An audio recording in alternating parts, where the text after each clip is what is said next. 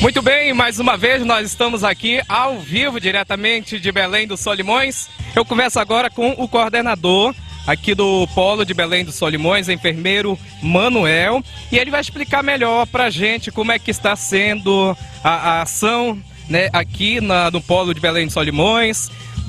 Primeiramente, boa noite. Boa noite a todos, né? Agradecer a oportunidade aí que estamos tendo mais uma vez, né, em Belém do Solimões, de prestigiarmos um evento dessa instância, né? Agradecer, lógico, primeiramente a Deus por mais uma oportunidade, né? A vocês também da Rádio Nacional, né? Pelo apoio que estão nos dando para proporcionar esse DVD. Então hoje nós temos uma equipe completa, né? Em Belém do Solimões, tem uma equipe de 7 enfermeiros, um psicólogo, um nutricionista, 14 técnicos de enfermagem, né, 4 médicos, né, que são do programa Mais Médico, agente de saúde. Em Belém do Solimões nós temos 17, e nas outras aldeias ao todo somando dá um total de 55. Né, trabalhamos com uma população de aproximadamente 11 mil habitantes, né, que está dividido nas duas etnias, Ticuna e Cocama, né, que nas redondezas de Belém do Solimões.